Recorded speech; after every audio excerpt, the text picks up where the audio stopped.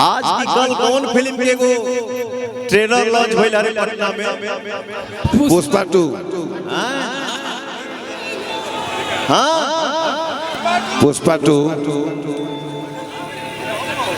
तो भैया हो तोहरा लोग के आशीर्वाद ऐसन बा कि पहिलका नेता तोरे भैया लगे आवेला। लेकिन हमको यहाँ आना था और हमने अपने भाइयों से ये शेयर किया कि मैं ना उसमें काम किया हूँ ना गाना गाया हूँ, तो जाए चलो गोइला कोनो काम नहीं किया। जाए चलो हमार कौन जरूरत बा बेमतलब के हम जाके का होने करी। बैठ जा सरगम बैठ जा। आगे आगे हम ना करीला। दो लाइन आप सबके बीच में भैया। सरदा भवानी रखा सभा बीच पानी। अपने जीवन की शुरुआत गायकी का मैं इसी लाइन से किया था। जो हमारे चाचा हमारे पर्स में जो 2 रुपए का नोट दिए थे ना आज से 25 साल पहले, वो हमारे पर्स में वो 2 रुपए का नोट आज मिली। तो भैया रहे ना पर्स लेके घूमता नहीं हम।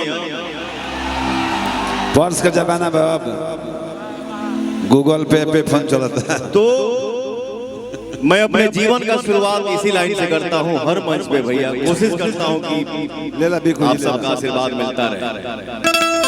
सरदा भवानी रखा सभा बीच पानी।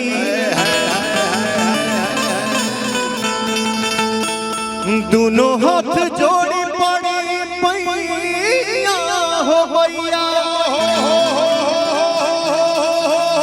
बुधिया के हीन बन दुखिया में दीन बने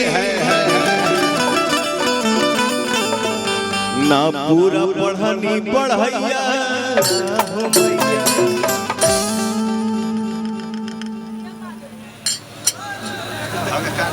डबिंग करे के बकाल परसों पैसा सेटअप लगाए हुए सपोर्ट नहीं मिल पा रहा। ताकत नहीं अब आने तो ना बुझा कि यहाँ का ताकत है नहीं। होई हो आज यहाँ हम नाचने के लिए कम आए हैं, आपको नचाने के लिए ज्यादा आया। सही बात। आप वहीं को नाचना है।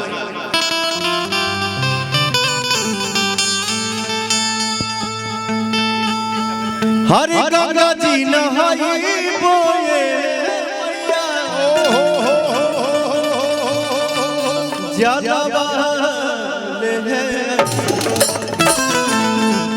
गंगा जी नहाई बोए मैया जाला अंगना लिपाई बोए मैया जाला सा अंगना लिपाई बोए मैया जाला सा अंगना लिपाई मैया जाला सा।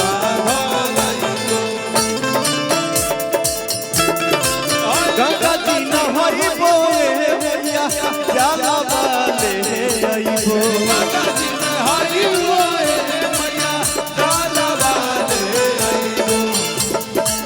गंगा जी नहाई बोए मैया जाला वाले आईबो। अंगना लिपाई बोए मैया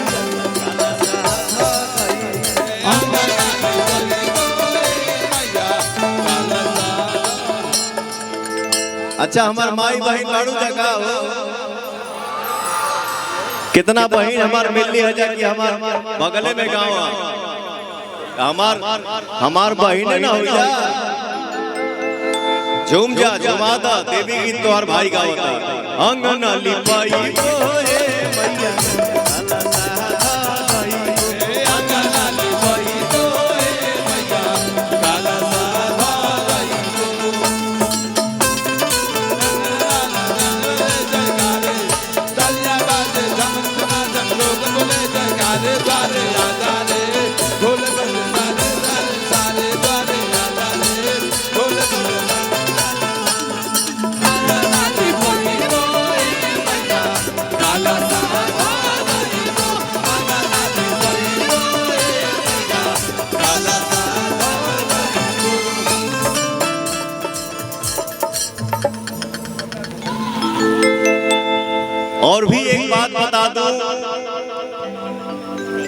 एक सच्चा कलाकार अपना जीवन जीता है आप सभी के लिए।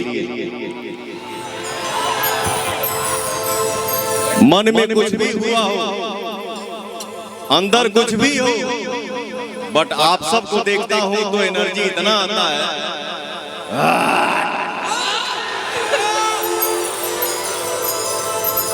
हम एक तो पोस्टर छोड़ ले रहे अपने आईडी से, जो ने पोस्टर पे लिखल रहे काहे उसे लो,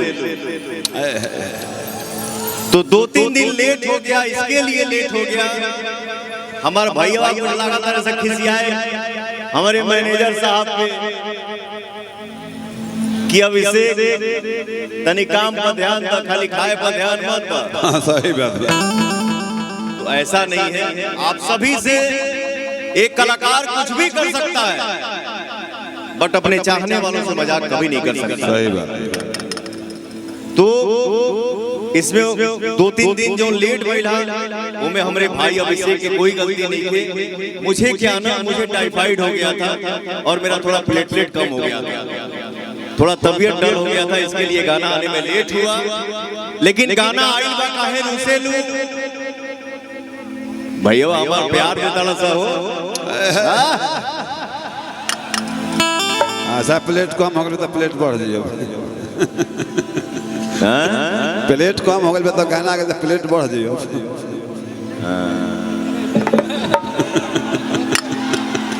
ये बहुत हमारे प्यारे आदमी हैं।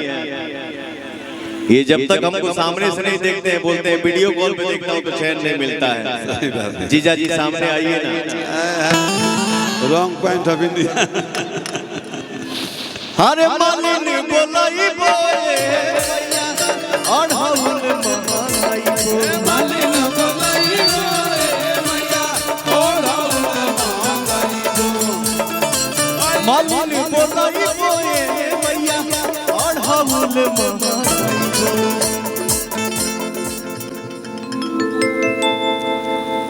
आज की कल कौन फिल्म के वो ट्रेलर लॉन्च भइल हरे पटना में, पुष्पा 2। हाँ पुष्पा 2। तो भैया हो तोहरा लोग के आशीर्वाद ऐसन बा कि पहिलका न्योता तोरे भैया लगे आवे।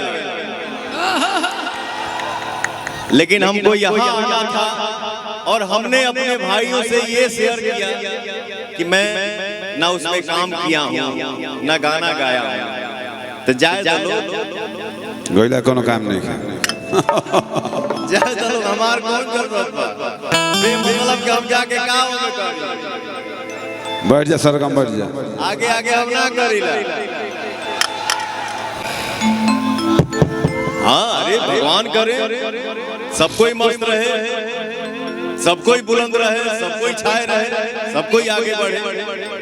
अरे मालिन बोलाई बोले मैया और हवल मलाई बोले, मालिन बोलाई बोले मैया और हवल मलाई बोले। ओही बहुला बाए ओ हके भाई ओही बहुला बाए मैया ओ हके